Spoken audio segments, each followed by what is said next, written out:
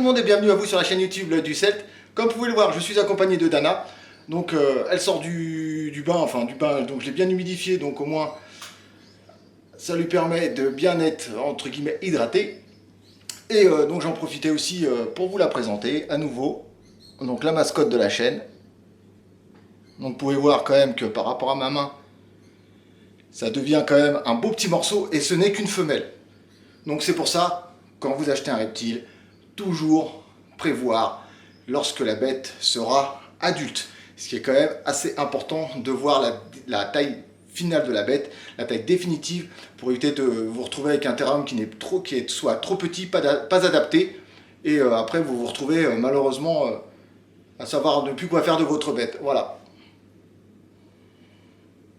Donc là on est sur un Salvatore Merienae.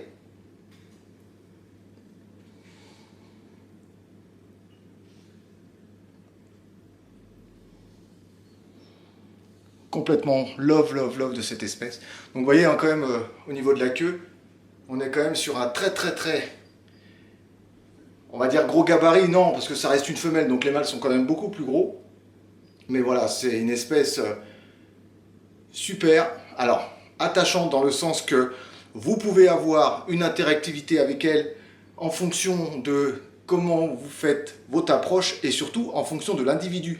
Si l'espèce que vous avez n'a pas envie d'être approchée parce que pour telle ou telle raison c'est comme ça, et ben vous en ferez rien.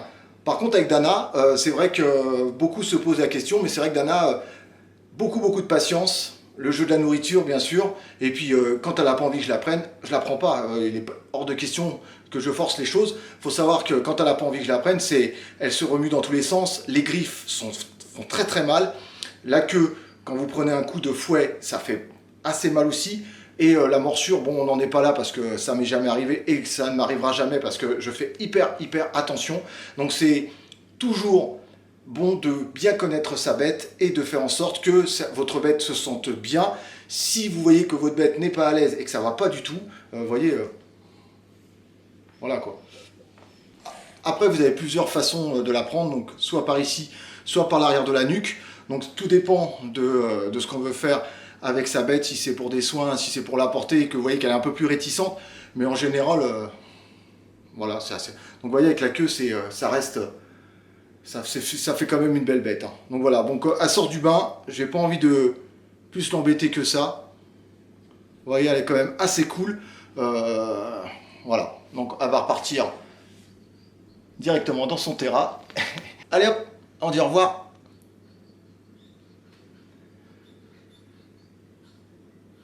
C'est beau, hein?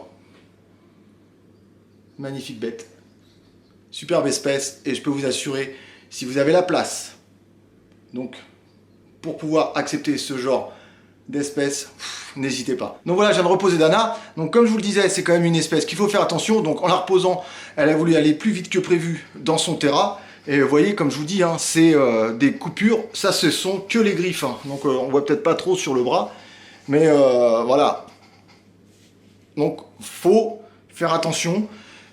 Faut toujours, enfin comment dire, faut toujours bien regarder le comportement de votre bête, si elle est réceptive à votre manipulation. Donc, si vous voyez que ça va pas du tout, qu'elle souffle, qu'elle vraiment, vous sentez que ça, c'est pas le moment, eh ben, n'insistez pas. Il n'y a pas de choses à dire que n'insistez pas.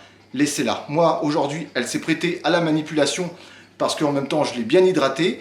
Elle s'est laissée faire, mais à un moment donné, en fin de manipulation, je voyais qu'elle a commencé déjà à s'agiter un petit peu, bah j'insiste pas, je la repose dans son terrain. Et le fait est même qu'elle était tellement pressée de rentrer dans son terrain qu'elle a forcé sur ses griffes pour pouvoir entre guillemets, glisser de mes bras, et ça a pas raté, hein. Donc je sais pas, vous voyez, hein, ça fait des griffures bien prononcées, mais bon voilà. C'est une grosse bête, ça laisse plus de traces, lorsque elle a besoin, lorsqu'elle vous montre qu'elle n'est pas contente. Et ben voilà, j'ai préféré vous la présenter comme ça, j'espère que ça vous a fait plaisir. Et on va passer à d'autres bêtes. Vous m'avez demandé énormément dans les commentaires de vous montrer ma Cerato, donc ma grenouille Pac-Man, donc qui a un peu grandi, mais voilà, donc on prend son temps. Je ne surnourris pas mes bêtes, donc elles ont le poids qu'elles devraient avoir. Voilà, elles ne trouvent pas tous les jours de la nourriture dans la nature, donc moi je fais en sorte de faire à peu près la même chose. Voilà, je vais vous la chercher, je vous la montre. Nous voilà en présence de la petite Cerato. Voilà. Donc on va essayer de ne pas la faire sauter parce que, toujours avec précaution, donc quand vous manipulez une bête, faites attention à, voilà, à ce que la bête ne puisse pas, entre guillemets, s'échapper ou se faire du mal. Donc voilà, ça reste encore une petite bébête. Donc j'ai vu quand même par rapport au moment où je l'ai eu qu'elle a quand même bien grandi, ou bien grossi surtout. Voilà. Donc ce qui me fait marrer, c'est ces petites griffes qui sont sur ses doigts, qui sont quand même de belles petites griffes. Donc voilà, madame est assez gloutonne et voilà. Mais comme je vous dis, moi je ne surnourris pas mes bêtes, je fais très attention. Comme là, je fais très attention à ce qu'elle ne saute pas. Voilà. Donc là, je peux même, voilà. Hop. Il y a ma mère.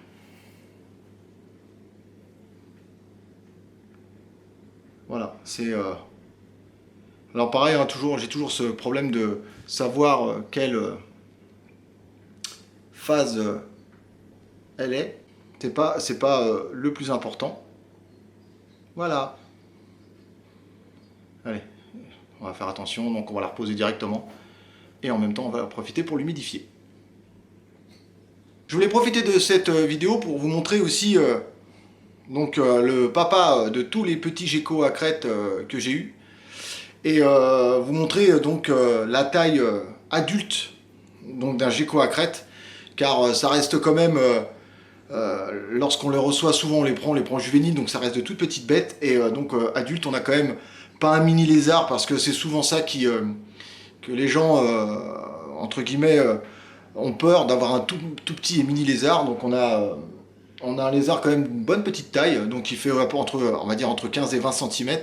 Et là on est sur un mâle, donc il est un peu moins gros qu'une femelle, mais voilà quoi, c'est une bête très sympathique et hyper fan quoi. Donc si un jour vous avez envie de débuter par un lézard, moi je vous conseille énormément le gecko à crête ou Corylapis ciliatus. Donc là on voit bien que c'est un mâle, on peut pas faire voilà, on peut pas faire mieux. Donc il a fait une belle progéniture, donc avec 4 femelles. Voilà, donc je vous rappelle juste que j'ai une page qui s'appelle Reptile Breeding, donc qui recense entre guillemets toute ma dernière repro, mes dernières, ou dans le sens où vous ne trouverez plus de repro, comme je vous l'ai dit, dans mon élevage. Donc c'est mes dernières, et certains sont encore dispo, donc vous avez quelques geckos à crête et quelques serpents juvéniles de dispo, et voilà, et ça sera la fin. Voilà, aujourd'hui je vais me consacrer à d'autres espèces différentes, tout en gardant celles que j'ai déjà, mais je vais vraiment me diversifier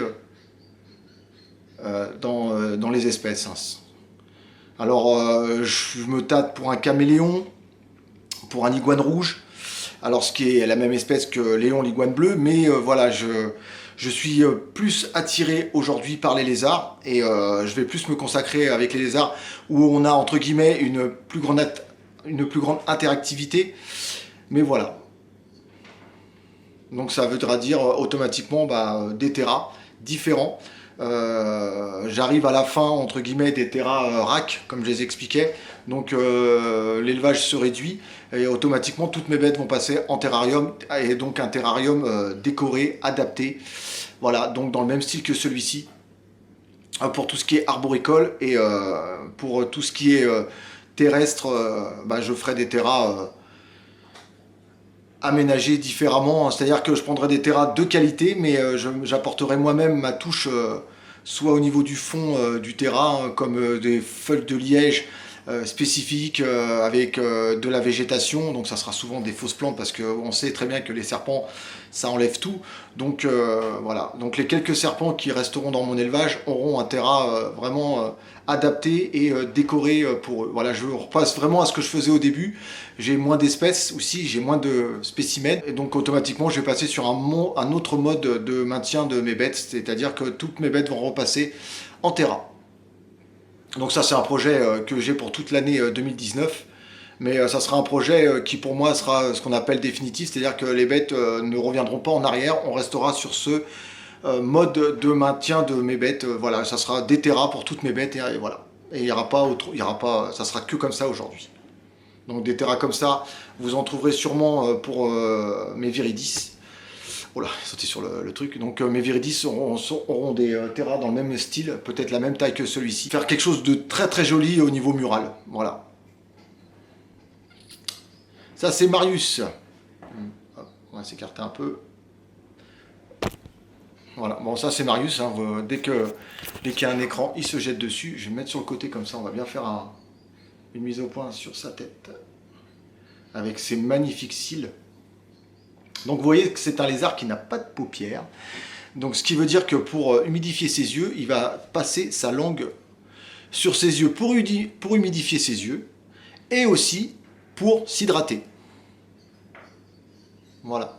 Allez Marius, parce que je vois que tu as envie de sauter partout. Donc le terrarium de Marius, c'est celui qui est juste là. Donc c'est un 60-45-60 pour un seul spécimen. Je précise bien, on peut en mettre deux, mais moi j'ai décidé d'en mettre qu'un.